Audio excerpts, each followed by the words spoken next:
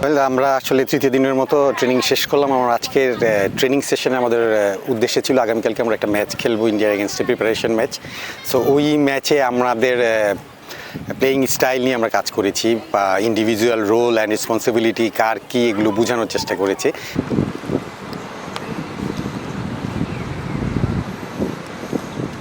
এবং মেয়েদের দেখিয়ে দেওয়া হয়েছে আমরা এশিয়ান গেমসে কোন কোন জায়গাগুলো তো মানে আমাদের দুর্বলতা আছে এবং কোন জায়গাগুলো আমরা ভালো করেছি, যেই জায়গাগুলোতে ইমপ্রুভ করানো দরকার আমরা আজকে চেষ্টা করেছি মেয়েদের ওই ভুলভ্রান্তিগুলো যতটুকু কমিয়ে আনা যায় আর কি।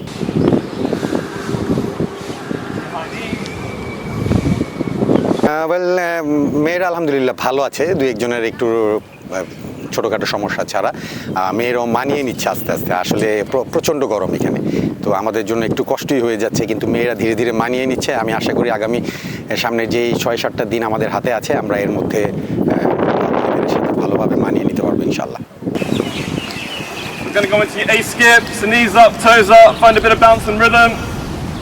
আমাদের গোলকিপারদের অবস্থা আলহামদুলিল্লাহ আমি আগেও বলেছি, এখানে আমার সিনিয়র ন্যাশনাল টিমের 2জন গোলকিপার আছে, আপনারা জানেন, মিলি এবং স্বর্ণা এবং সোনালী নতুন। সো মিলি স্বর্ণা ট্রেনিংয়ের মধ্যে আছে, মিলি ভালো করছে এশিয়ান গেমসে, এবং আমি চেষ্টা করছি এশিয়ান গেমসের যেই ভুলভ্রান্তিগুলো আছে ওগুলো কাভার করার জন্য।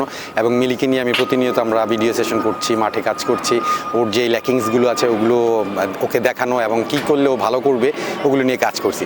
সো মিলিকে দেখানো মানে শুধু মিলিকে দেখানো না, মিলিকে দেখানো মানে আমি সব আমার যেই গোলকিপাররা আছে সবাইকে আমি বোঝানোর চেষ্টা করছি যে আমাদের এই ভুলগুলো করা যাবে না এবং আমরা এগুলো আরও সুন্দরভাবে এগুলো সেভ করতে পারি বা পজিশনে যেতে পারি, এই কাজগুলো আমি করছি গোলকিপারদের নিয়ে স্পেশালি।